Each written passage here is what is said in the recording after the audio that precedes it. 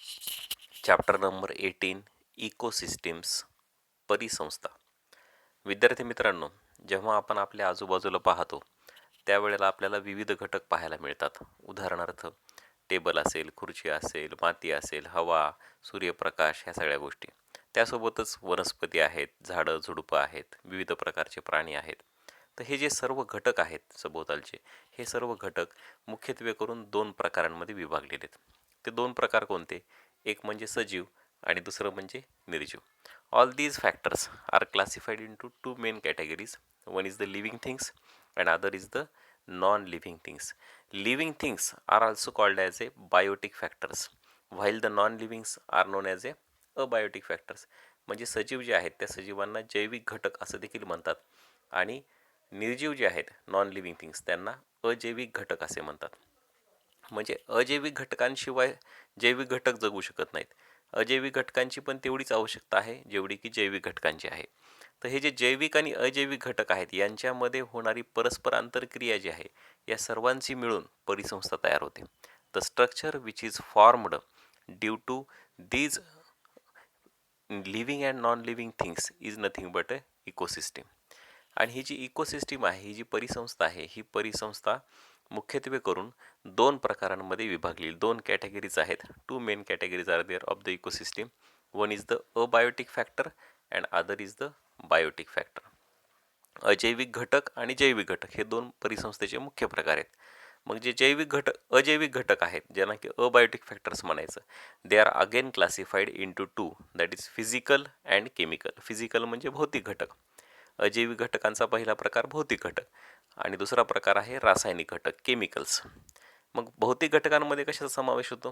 तर मी आता सांगितल्याप्रमाणे हवा असेल, पाणी असेल, पाण्याची वाफ असेल किंवा मृदा असेल, माती असेल, सूर्यप्रकाश असेल, सनलाईट. तर ही सनलाईट, सॉईल, एअर, वॉटर ह्या सगळ्यांचा समावेश फिजिकलमध्ये येतो. तर केमिकलमध्ये दोन टाईप्स आहेत. One is the inorganic substances and other is the organic substances. म्हणजे असेंद्रिय पदार्थ आणि सेंद्रिय पदार्थ. असेंद्रियमध्ये काय येतं? तर असेंद्रियमध्ये हायड्रोकार्बन सोडून म्हणजे काय, हायड्रोजन असेल, ऑक्सिजन असेल, नायट्रोजन, कॅल्शियम, आयर्न आहे, सोडियम, पोटॅशियम वगैरे हे सगळे जे एलिमेंट्स आहेत आणि त्यांच्यापासून मिळणारे कंपाऊंड, संयुगे, ह्या सगळ्या संयुगांचा, कंपाऊंडचा समावेश असेंद्रिय पदार्थांमध्ये येतो. म्हणजे समजा फॉर एक्झाम्पल H2O, मग 2H आणि 1 ऑक्सिजनचा मिळून झालं पाणी. किंवा नायट्रोजन गॅस आहे N2 किंवा ऑक्सिजन गॅस आहे O2. तर हे सगळे कशामध्ये येतात? असेंद्रिय पदार्थ म्हणजे इनऑर्गॅनिक सबस्टन्सेस.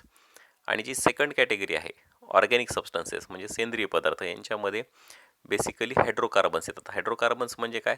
कार्बन आणि हायड्रोजन यांचं कॉम्बिनेशन, त्यांना आपण हायड्रोकार्बन्स असे म्हणतो. मग याच्यामध्ये कशाचा समावेश होतो? तर आपल्याला माहीत असलेले प्रोटीन्स आहेत, कार्बोहायड्रेट्स आहेत, लिपिड्स आहेत, म्हणजे प्रथिने, कर्बोदके आणि स्निग्ध पदार्थ. आता प्रोटीन्स म्हणजे प्रथिने आपल्या शरीराच्या वाढीसाठी आवश्यक आहेत. कार्बोहायड्रेट्स म्हणजे कर्बोदके आपल्याला एनर्जी देण्याचं काम करतात.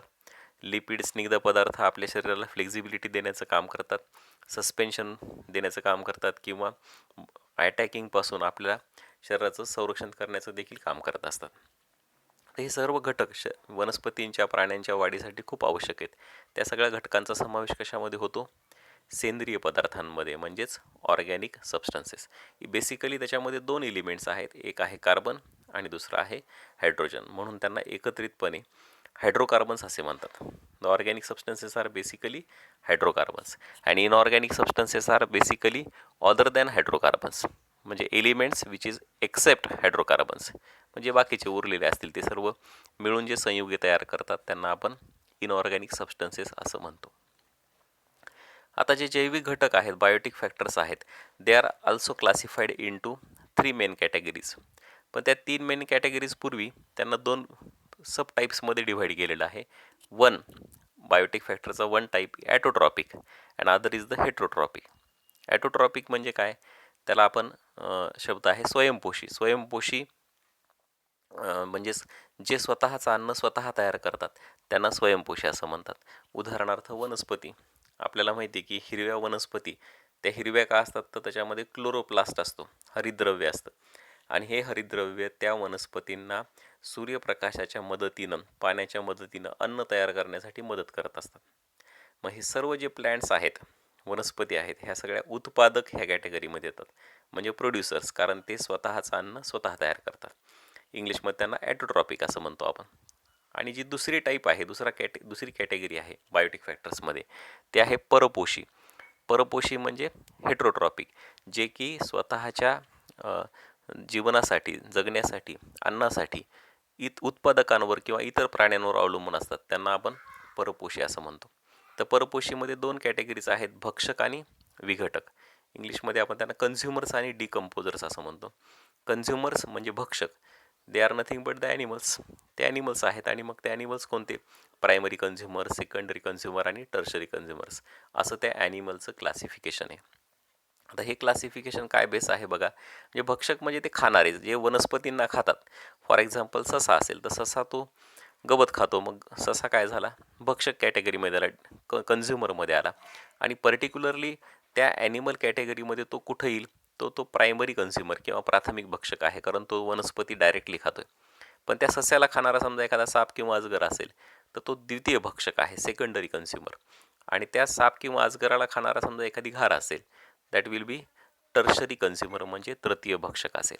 तर अशी प्राण्यांमध्ये सुद्धा हे 3 सब टाईप्स आपल्याला करता येतील, प्राथमिक, द्वितीय आणि तृतीय भक्षक. ही झाली एक. दुसरे जे आहे परपोशीमध्ये ते आहे विघटक.